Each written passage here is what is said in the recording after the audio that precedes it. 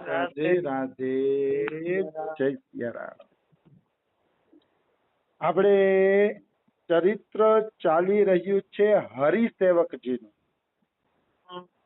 હરિસેવકજીના ચરિત્રમાં આપણે જોયું કે જે લોકો નિષ્કામ ભાવે ભગવાનના ગુણ ગાય છે, ભગવાન એને આલિંગન આપે છે, ભેટી પડે છે, એમાં કોઈ એટલે કોઈ પણ પ્રકારની શંકા નથી. તો આ પ્રશ્નનો જવાબ આપ્યો ને, તો હરિસેવકજી એક બીજો પ્રશ્ન કરે છે. હરિસેવકજી બીજો પ્રશ્ન એવો કરે છે કે મહારાજ, ભગવાનના નામ અને ગુણ ગાવાથી ભગવાન ઈ ભક્તને ભેટે છે, એ વાત તો હું સ્વીકારું છું કે, પણ ભગવાન ભેટતા હોય એવું દેખાતું તો નથી. મતલબ કે હજારો ભક્તો કીર્તન કરે છે, લાખો ભક્તો કીર્તન કરે છે, પણ છતાં ભગવાન એને ભેટતા હોય એવું તો દેખાતું નથી કે એનું શું કારણ કે ઈ તમે મને બતાવો, બસ કે મારે ઈ જાણવું છે. તો ચરણદાસજી મહારાજ જવાબ આપે છે કે વત્સ, જે લોકો કીર્તન કરે છે એ શુદ્ધ હૃદયથી કેવલ ભગવાનને પ્રસન્ન કરવા માટે કીર્તન કરતા નથી. ભગવાનના દર્શનના લોભથી કીર્તન કરતા નથી. ઈ લોકો કીર્તન એટલે કરે છે કે પ્રસિદ્ધિ મળે, પૈસો મળે, વાહવા મળે, સંસારની કોઈ ને કોઈ લાલસા લઈને કીર્તન કરે છે, એટલે એના કીર્તનમાં ભગવાનને ભેટતા હોય ને એવું દેખાતું નથી. બાકી જે વ્યક્તિ ખરેખર ભગવાનની પ્રસન્નતા માટે કીર્તન કરે છે, ભગવાનની ભક્તિ વધે માટે કીર્તન કરે છે, તો ભગવાન અવશ્ય એને ગલે લગાવે છે. એટલે કહે છે ચરણદાસજી મહારાજ હરિસેવકજીને કહે છે કે અત્યારે છે ને ઢોંગ ધતિંગ વધી ગયા છે, શુદ્ધ હૃદયમાં શુદ્ધ ભાવના હવે કોઈની રહી નથી.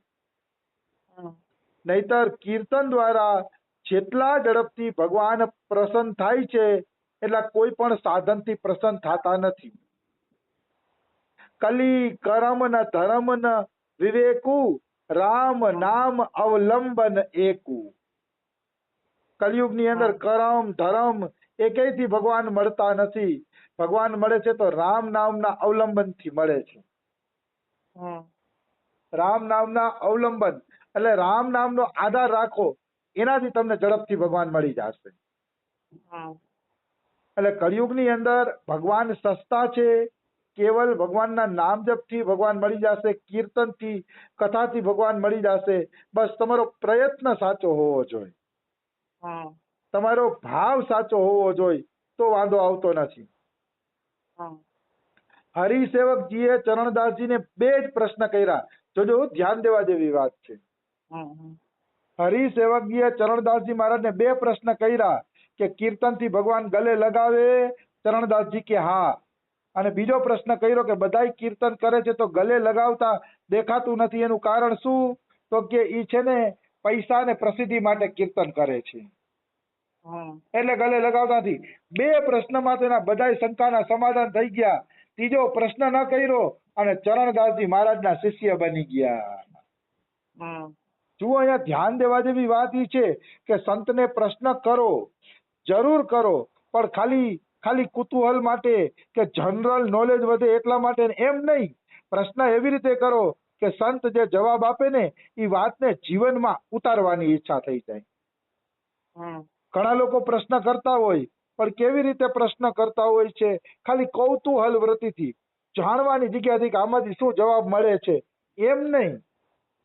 પ્રશ્ન પૂછો તો એવી રીતે પૂછો કે એમાંથી જે સમાધાન મળે એ સમાધાન તમે તમારા આચરણમાં લઈ આવો, તમારા જીવનમાં લઈ આવો, તો જીવન મંગલમય બની જશે. નિશ્ચિત. આને જો બે પ્રશ્ન કર્યા, પણ એ એટલા માટે કર્યા હતા કે એને સાચા જવાબ જોતા હતા, તર્ક નતો કરવો.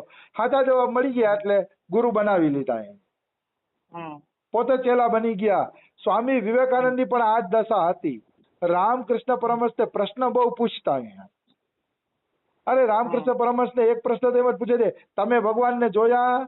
તો રામકૃષ્ણ પરમહંસ કે આપણે બે વાતો કરીને એમ મેં ભગવાનને જોયા છે ઈ કે.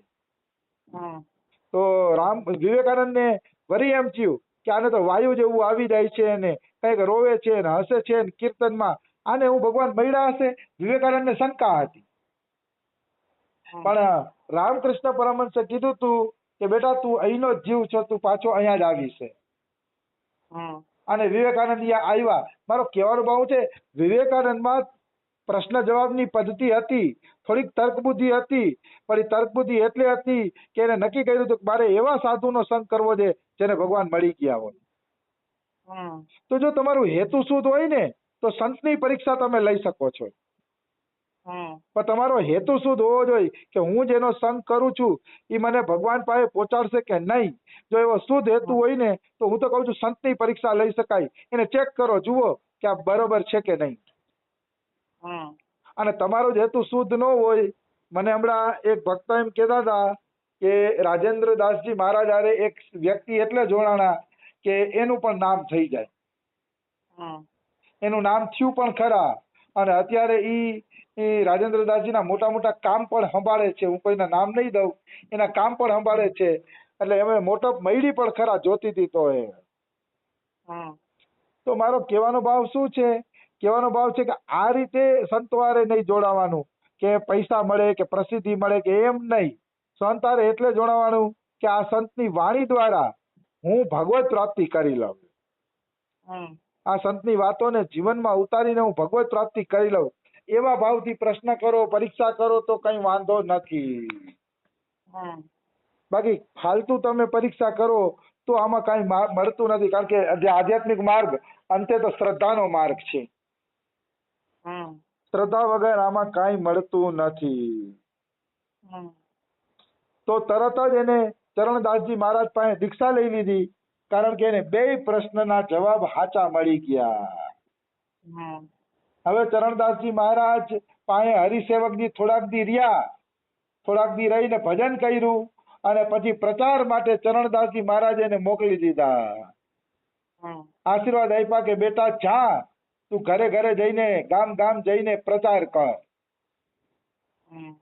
એટલે હરિસેવકજી મહારાજ હવે ભક્તિનો પ્રચાર કરવા નીકળી પડ્યા છે. તો જે જગ્યાએ હરિસેવકજી મહારાજ સત્સંગ કરતા ને હરિસેવકજી મહારાજ એ સત્સંગમાં સૌથી પહેલા આ પદ ગાતા. કારણ કે એ પદ એને અતિશય પ્રિય હતું. તો એ પદ હું તમને સંભળાવું છું. કારણ કે એ પદ બહુ સરસ છે અને સત્સંગ પહેલા આવા પદ ગવાવા જોઈએ. આવો સાધો હિલમિલ હરિયસ ગાવે. પેલી લીટી એવી છે કે હે સાધુ આવો, તમે આવો, આપણે હળી મળીને ભગવાનના ગુણગાન ગાઈએ. તમે આવો, આપણે ભેગા મળીને સરસ મજાના પ્રભુના ગુણ, કીર્તન અને કથા કરીએ. હવે અહીંયા ધ્યાન દેવા જેવી વાત ઈ છે કે ભક્તમાલના ત્રીજા ખંડમાં ગોપાલ ભટ્ટનું ચરિત્ર આવે છે. ગોપાલ ભટ્ટના ચરિત્રમાં નાભાજીએ લખ્યું છે, વ્રજ રસ માધુરી ઇન મિલી આસ્વાદન કિયો. વ્રજની જે ભક્તિ છે, વ્રજનો જે રસ છે, એ આ સંતોએ હળી મળીને આસ્વાદન કર્યો, મતલબ પીધો. હળી મળીને એ રસ પીધો સંતોએ. તો અહીંયા એવો પ્રશ્ન થાય છે કે વ્રજ રસ બધા ભેગા મળીને આસ્વાદન કરે છે, શા માટે? તો કે બધાય તો એકાંતનો મહિમા કહે છે કે એકાંતમાં ભજન કરવું જોઈએ. અને અહીંયા એમ લખે છે કે આવો સાધો હિલ મિલ હરિયસ ગાવે. તો આનું કારણ શું? તો બહુ સરસ મજાનું કારણ આપે છે કે એક વખત દત્તાત્રેય ભગવાન એક કુંવારી કન્યાના ઘરે ભિક્ષા માંગવા ગયા. તો એ કુંવારી કન્યા કહે છે, બેસો મહારાજ, અત્યારે ઘરે કોઈ નથી કે, પણ બેસો, હું હમણાં રસોઈ બનાવું ને તો તમારા માટે ભિક્ષા બનાવી દઈશ. તો કે ઠીક છે. દત્તાત્રેય ભગવાન એના ઘરમાં બેઠા અને જપ કરવા માંડ્યા. હવે ઓલી કન્યા હતી ને, એ છે ને ધાન કૂટતી હતી. કારણ કે પેલાના જમાનામાં મશીનો તો હતા નહીં. એટલે એ કુંવારી કન્યા ધાન કૂટતી હતી. તો ધાન કૂટતી હતી ને તો એની બંગડીઓ ખખડતી. એટલે એ કુંવારી કન્યાએ શું કર્યું? બંગડી કાઢી નાખી અને બે જ બંગડી રહેવા દીધી. હમ બે બંગડી રહેવા દીધી ને ધાન કૂટવા માંડી ને તો બે બંગડી થોડી થોડી ખખડતી હતી. હમ એટલે કુંવારી કન્યાએ બે માંથી એક એક બંગડી કાઢી નાખી. શું કામ? બંગડી ખખડતી હતી ને તો એને શરમ લાગતી હતી. એને એમ કે આ સંતને એમ થશે કે આ એટલું ગરીબ ઘર છે કે ધાન કૂટવા વાળા માટે નોકર નથી, ઘરના જ ધાન કૂટે છે, એટલે બંગડીયું કાઢતી ગઈ. હમ પછી બે કલાઈમાં એક એક બંગડી રહી. પછી ધાન કૂટવા માંડી ને તો અવાજ ન થયો. હમ તો દત્તાત્રેય ભગવાન કુંવારી કન્યાને ગુરુ બનાવે છે કે આ કુંવારી કન્યા મને શિક્ષા આપે છે કે વધુ માણસો ભેગા થાય ને એટલે બડબડ બડબડ બડબડ જ થાય. હમ વધુ માણસો ભેગા થાય ને ત્યાં જોજો ભજન ન થાય, ત્યાં બડબડ બડબડ બડબડ જ થાય. હમ અને બે માણસ જ્યાં ભેગા થાય ને ત્યાં આગળ શું થાય? વાતો થાય. હમ બે માણસ ભેગા થાય તો ભજન ન થાય, વાતો થાય. અને ભજન એકલો કરી શકે. જેમ એકલી બંગડી ખખડાટ નહોતી કરતી એમ દત્તાત્રેય ભગવાને ગુરુ બનાવ્યા કે એક બંગડી એટલે એકલો હોય જ ભજન કરી શકે. હમ તો કે ભક્તો તો ભેગા મળીને કીર્તન કરે છે, કથા કરે છે. આવો સાધો હિલ મિલ હરિયસ ગાવે. તો આને તો વિરોધ પડી ગયો. હમ તો કે વિરોધ નથી. દત્તાત્રેય ભગવાન જ્ઞાની હતા અને જ્ઞાનીને એકાંતમાં સાધના કરવી જોઈએ તો જ એનું ચિત્ત એકાગ્ર થાય અને તો જ ભગવાનમાં લાગે. એ જ્ઞાનીની વાત છે. પણ ભક્તિમાં એવું નથી. ભક્તિ તો સુહાગી નારી જેવી છે. સુહાગી નારી જેટલી વધુ બંગડી પહેરે ને એટલી જ એની શોભા વધે. એમ ભક્તિ સુહાગી નારી જેવી છે. એમાં તો જેટલા ભક્તો ભેગા થાય અને એકિયારે કીર્તન કરે, ભગવાન માટે નાચે, એના પ્રેમમાં કૂદકા મારે, નાચે ગાય, તો ત્યારે જ ભક્તિની સાચી શોભા થાય છે. એટલે એકલા ભજન કરવાનું જ્ઞાન માર્ગી માટે છે. અને પ્રેમી ભક્તો માટે તો એવું છે કે ભક્તોની સાથે હરિયશ ગાય, કીર્તન કરે. ભલે આમાં એકાંત છે, એવું નથી કે ભક્તિ માર્ગમાં એકાંત નથી. સવારે વહેલા 4 વાગે ઉઠી જાઓ, 4 વાગે ઉઠીને 8, 9, 10 વાગ્યા સુધી ખૂબ એકાંતમાં ભજન કરો, પછી પ્રસાદ લ્યો. પણ સાંજે એક ટાઈમ તો ભક્તો વચ્ચે નીકળો, સત્સંગમાં નીકળો, કથા કીર્તનમાં નીકળો એટલે મન ફ્રેશ થઈ જાય. ભક્તિમાં એકાંત છે, એવું નથી કે એકાંત નથી. પણ ભક્તો એમ માને છે કે થોડુંક એકાંતમાં ભજન કરવું જોઈએ અને થોડુંક ભક્તોની વચ્ચે રહેવું જોઈએ. કારણ કે જે વ્યક્તિ ભક્તોના વચ્ચે નથી રહેતો, જે વ્યક્તિ સત્સંગમાં નથી રહેતો, એના પતનની શક્યતા ઊભી થઈ જાય છે. ક્યારે એનું પતન થઈ જાય કાંઈ નક્કી નથી. એટલે ભક્તિ સંગમાં કરવી. એટલે જ બુદ્ધ ભગવાને કીધું છે સંઘમ શરણમ ગચ્છામિ. બુદ્ધ ભગવાન કહે છે કળિયુગમાં જેટલો સંગમાં રહેશે ને એટલો જીવ નષ્ટ નહીં થાય. એકલો રહેશે ને તો એકલો નષ્ટ થવાની શક્યતા છે. એટલે કળિયુગમાં સંઘમ શરણમ ગચ્છામિ. ભાઈ ભેગા મળીને ભજન કરો, એકબીજાને સત્સંગ આપો, પ્રોત્સાહન આપો, કોઈ પડી જતું હોય તેને ઊભો કરો, એવી રીતે ભજન કરો. કળિયુગની અંદર કળિયુગની અંદર એકાંતિક ભજન નથી થતું કારણ કે એમાં ખતરો વધુ છે. આવી વસ્તુ છે. એટલે મનુષ્ય સત્સંગમાં રહેવું જોઈએ. અમારા બાબા તો એમ કહે છે આશ્રય લઈ આ ભજે, તારે કૃષ્ણ નાહી તજે, ઓર સબ મરે અકારણે.